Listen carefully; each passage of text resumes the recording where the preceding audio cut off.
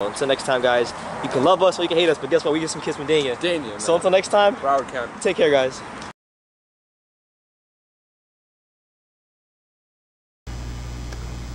Hey, what's going on? It's your boy BT, and I came here to talk some boxing with the thousands of True School Sports subscribers. What's going on, guys? Now, I've been meaning to get to this video for almost a week now. I've been kind of behind. I really wanted to get to this because, you know, it's funny. Just when I look at all the different channels in the YouTube boxing community, you know, I see a lot of people who obviously do great work with their interviews and their commentary, but when it comes to the touchier subjects in boxing, such as drug testing, and some of the corruption in the sport, they kind of shy away from that. So, like I said, and I always say on this channel, you know, when I cover boxing, I give you guys the whole package of boxing, not just the heavyweight division or the middleweight division or the welterweight division or the flyweight. It's all those weight classes. It's women's boxing. It's historical fight film breakdowns. It's everything. Corruption in boxing. And this is the part for me where I shine a bit of the light on the corruption in boxing. Now, what I'm referencing as far as corruption, I had an article sent to me a number of days ago from the fightjournal.com. Written by someone named Michael Dante.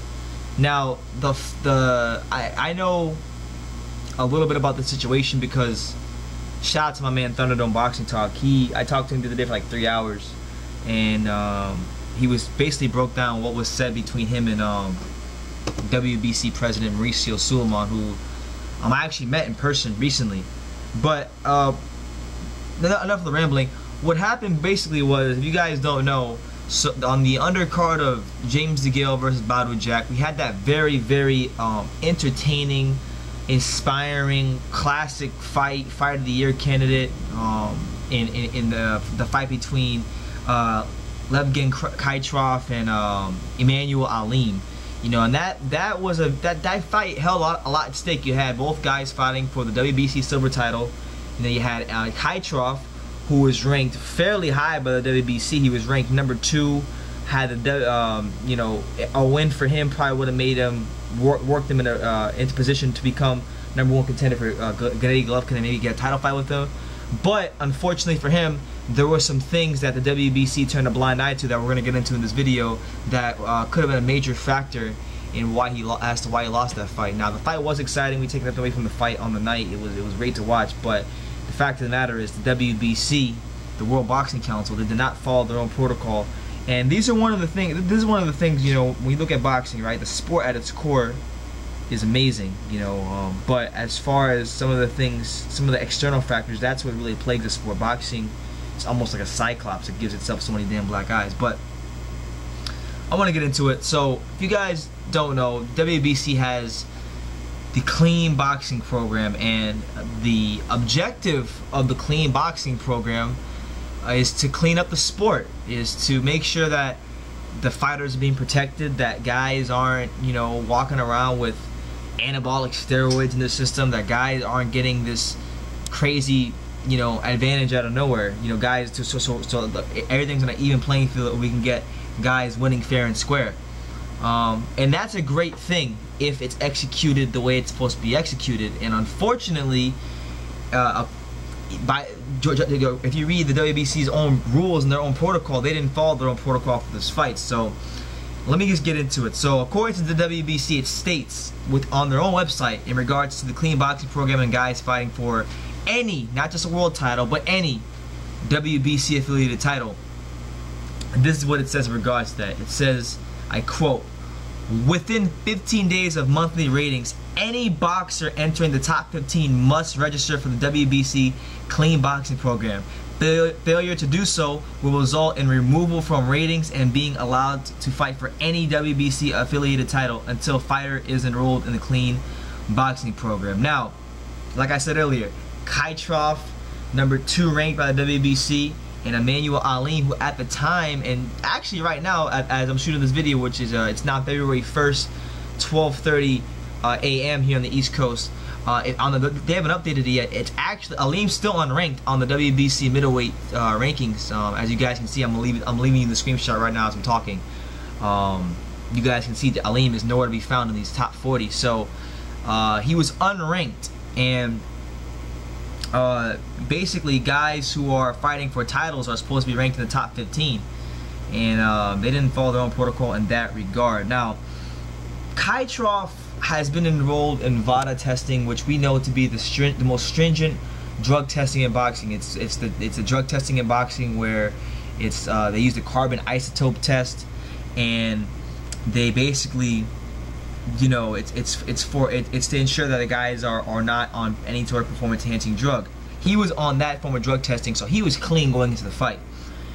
Alem, on the other hand, was not enrolled in the clean boxing program, not enrolled in VADA testing, and from what I gathered from other sources, or you know, in the boxing world, Alem was subject. He decided to take, I believe it was state commission drug testing, which is probably the softest drug testing you could possibly have in all boxing.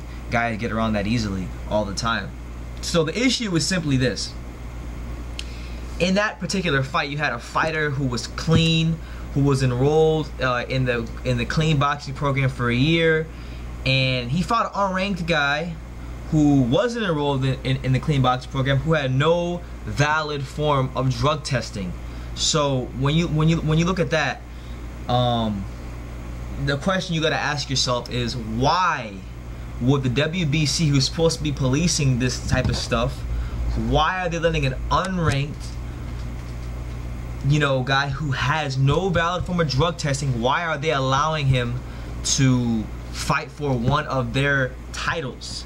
That just doesn't make any sense whatsoever. Now, it's as simple as this: the WBC, they violated their own rules and their own protocol by allowing a fighter who was unranked with no documented testing before the fight to compete for an affiliated version of one of their titles.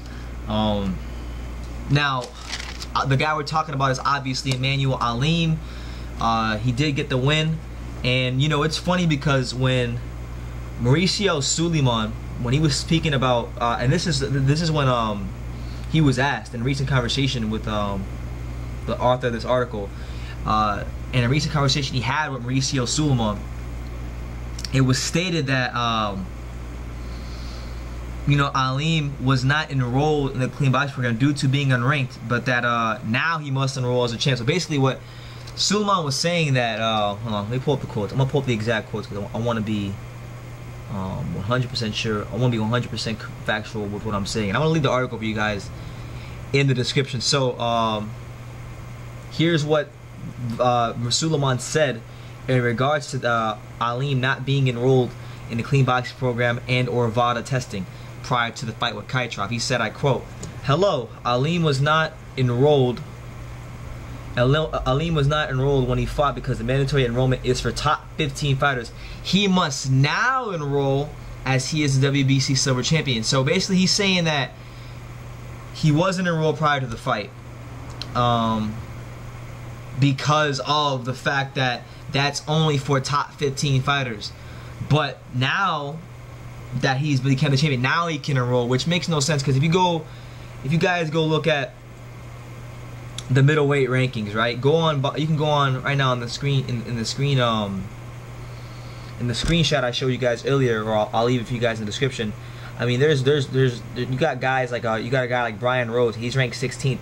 He was enrolled in the clean boxing program, and I know a lot of these guys who may not actually have it on the WBC website. I'm pretty sure some of these guys are enrolled in VADA drug testing. But it's funny because you can look at the rankings, right? You guys can look at the rankings. If you go look at the middleweight rankings, it's saying that it's for top 15 guys, that all guys in the top 15 should be enrolled in the clean boxing program and or VADA testing. And it's funny because when you look at the screenshot that I'm showing you, you look at from number 1, so from number 1 through 7, or no, 1 through 8, numbers 1 through 8 and 10 and 15, none of those guys, according to the WBC's website, are enrolled in the clean boxing program. So that includes some of the notable names that would include would be guys like David Lemieux, Ryo Murata, Matt Korobov, you know, some notable names, and those guys aren't enrolled. The guys in top 15 aren't even enrolled in the clean boxing program. So the clean boxing program, to me, due to Sulaimán saying that he can't enroll because he wasn't in the top 15, any fighter can enroll. And if they're truly about fighter safety, how come it's not guys in the top 40 being enrolled? You know, I feel like if the WBC was really as committed to cleaning up the sport as they say they are, and you know, basically about fighter safety, why limit it to guys in the top 15? Why not make it guys in the top 40, so that way when guys do get to those rankings and do get to title shots, you don't have to worry about getting the paperwork done. You can just make the fight, and you know the guys are clean, and just put them through the proper testing, that they come out positive, they come out positive. But they're not doing that. There's ways of getting around that. So I'm gonna read you guys quotes from Mauricio Sulaimán about fighter safety and what the clean boxing program was created for in the first place. And nothing I'm saying are quotes that I'm just pulling out of my behind. I'm gonna leave the article for you guys in the description, so let me just pull it up. So these are all from different dates. You had multiple times in December and once in January where he talks about the clean boxing program. So we'll start with the quote that he had on January 13th of this year, which is the day before this fight took place. Sulaimán said, I quote, "We are all standing together, shoulder to shoulder, keeping the sport of boxing great and safe. We are very proud of you all, and also thank you for showing the world that you truly and deeply care for the sport, for fair play and clean boxing." December 27, 2016, he has another quote where he says, "We have had cases of testings that we have done, and every single time that my phone rings, I see the name Margaret Goodman, I start shaking. But this is part of the program. We are not going back. We are committed to the clean boxing program, and I am very, very proud of that." And then we also have, let's see, December, another quote from December. I quote, "As I was about to board my flight from Miami back to Mexico," so I'm assuming, hold on, so I'm assuming that this is sometime after the WBC convention here in South Florida that I went to. So this is what he said. I quote, "As I was about to board my flight from Miami back to Mexico City, when my phone rang, it was Dr. Margaret Goodman from VADA, and she notified me that an adverse finding was confirmed on Alexander Povetkin's anti-doping test for anabolic steroids, just 20 hours before the scheduled fight versus Stavern for the WBC interim heavyweight title. As I sat down on the plane, I explained to my wife, Christine, I was feeling numb. I was shocked, and the great feeling I was enjoying just minutes before due to the great success of our convention was completely overshadowed by terrible news. Then my wife said, what a statement this is for the WBC. This proves the greatness of the clean boxing program and the commitment to protect the fighters and the sport." And then he goes on by saying, "My wife helped me understand something that I was not seeing. And today I stand tall as we are taking great steps and there is no turning back. The WBC lost 2 heavyweight fights in 2016. We spent much time, efforts, and money trying to resolve multiple problems which have risen from the Wilder, Povetkin, and now Stavern Povetkin matters. But safety has no compromise." Again, I emphasize the last part of that quote, guys. Safety has no compromise. Now, let's see. And yeah, man, so he goes on about fair play, and it's funny because, you know, I didn't really talk about this during the fight week, but I knew this. I mean, you know, you had the Joe Smith Bernard Hopkins thing, and look, Bernard Hopkins, all respect to him, great fighter, but these are the facts of the matter. You know, Bernard Hopkins was basically, you know,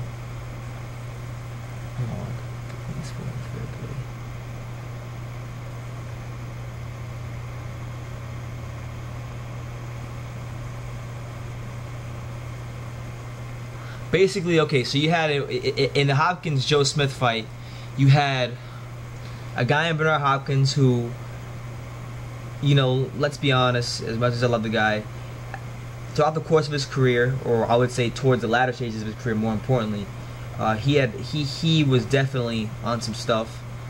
He had definitely found ways around the stricter drug testing in boxing. He was fighting a guy in Joe Smith who was VADA tested, who was clean. Hopkins, on the other hand, was not VADA tested, and he was not clean. And the WBC allowed for that to happen. So the WBC, as we've known in the past, has always been very selective of who they give preferential treatment to. Like, if you guys remember, it's not, you in boxing you cannot hold a world title in multiple weight classes simultaneously. You have to vacate one of them. And for years, I mean, after Floyd Mayweather beat Canelo Alvarez and became a champ at 154, although he fought at 152, he was a champ at 154, and he didn't defend that belt ever. And he held that belt for like two or three years, never once defended it. So they're very selective about who they give their preferential treatment to. And I don't know why Alem was able to get around the fact that I don't know why Alem was allowed to fight for the title. I mean, if they wanted him to fight for the title, then the prior protocol would have been to put him in the ratings, because he wasn't in the rankings. They could have put him in the ratings. They could have bumped him up in the top 15. They could have put him under VADA testing, and then he could have fought Kitrov. But that's not what happened. He's unranked. In fact, if you go on the WBC right now, as I'm speaking, which is 12:41 a.m. February 1st, 2017, on the WBC website, it hasn't even been updated yet. Alem is not ranked on the WBC website. Kitrov's still number 2. They haven't updated yet. So I would figure not too long after this video, when the new ratings are updated, he'll be in there somewhere because he beat Kitrov. But I mean, these are the kind of things, people, that are holding the sport back, and these are the kind of things that have to be resolved. So my question to boxing fans, you know, out there would be, how credible at this point in time? Because a lot of us, for a large amount of time, we were all behind the clean boxing program. I mean, I was behind the clean boxing program. I wanted to see the WBC, you know, enforce it on as many fighters as possible, keep the sport clean, and be a flag bearer for cleaning up the sport. That's what it sounded like they were doing. But the fact that you had Hopkins get around the clean boxing program and VADA testing, you had Alem get around, fight for a title without being VADA tested in the clean boxing program, you know, it just really forces you to ask the question: is the clean boxing program really credible? And is the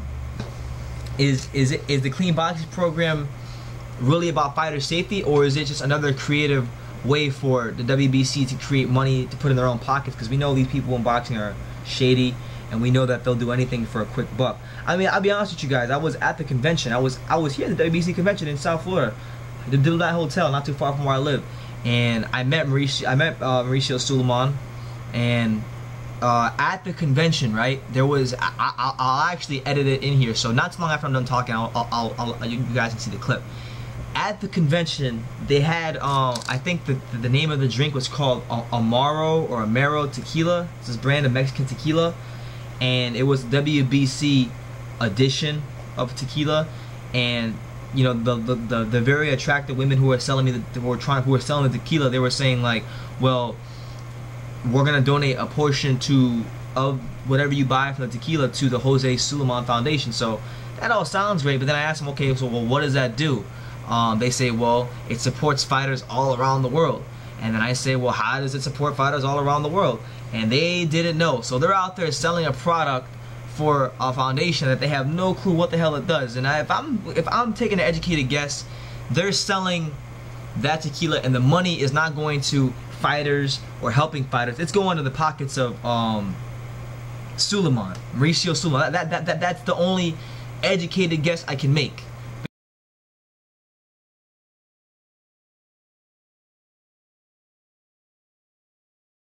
Let's see. Alright, so what's your name? Hi, I'm Jessica. Jessica, and you're with the WBC, right? Or well, we're with the Amaro tequila. Okay, and this is like a tequila, and they... This is a tequila from 100% from agave, Mexico. And we're just we're selling it at $80, and $20 goes to the Jose Sulaimán Fund. Jose Sulaimán Fund. And what exactly, for the people out there that don't know, what does that do? That supports fighters all over the world. Okay, in like what ways? I'm not sure. Okay, yeah, we're not 100% sure, but.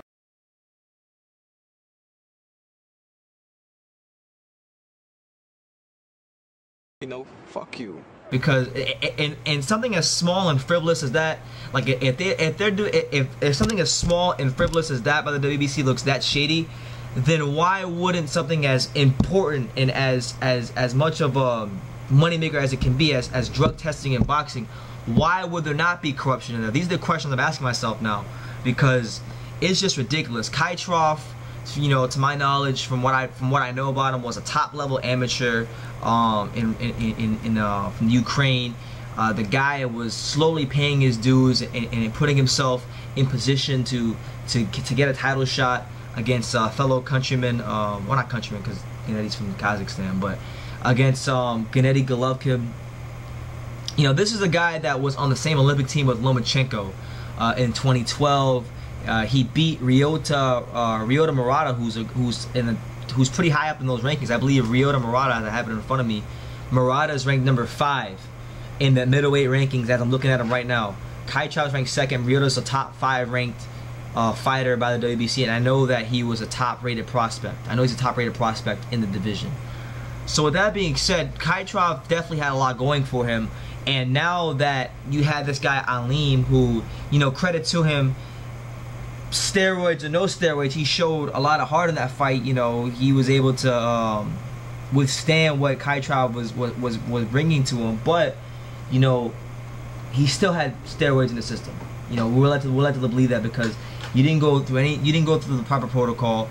There's no clear-cut or definitive answer from the WBC and or Alem himself. So all we can do is just assume. And, you know, maybe if Alem or his team or the WBC or someone gets a hold of this video, you guys can message me on YouTube and or Facebook and or Instagram and or email, because they're all in my about section, and you can give me some clarity on this, because this looks really bad for boxing. And it just looks like, from my vantage point, from many of the fans and people in the know's vantage point, it looks like another way for the WBC and Sulaimán to siphon money into their own pockets. Like, that's just what it is. And, you know, it's just crazy, man. Like, we hear, like, we've heard many times in the past, Teddy Atlas has talked about corruption in boxing. And, you know, it's this type of stuff, it's this type of crap that holds boxing back from being, I mean, it's a great sport, but I'm saying from being a great sport in its totality, in and out the ring. Because sports at that level, at the professional level, it's a business. And, you know, while it may be profitable for them, it's still hurting the long-term growth of the sport, because you got guys getting preferential treatment like Mayweather and Canelo and Bernard Hopkins, and you have other guys. There's just no even playing field. There's no definitive even playing field. And the WBC is supposed to be, you know, it's the most coveted world title in boxing. You know, first of all, I will say it for sure, it looks the coolest out of all of them. And second of all, it has a lot of history. There's a lot of history behind the WBC belt.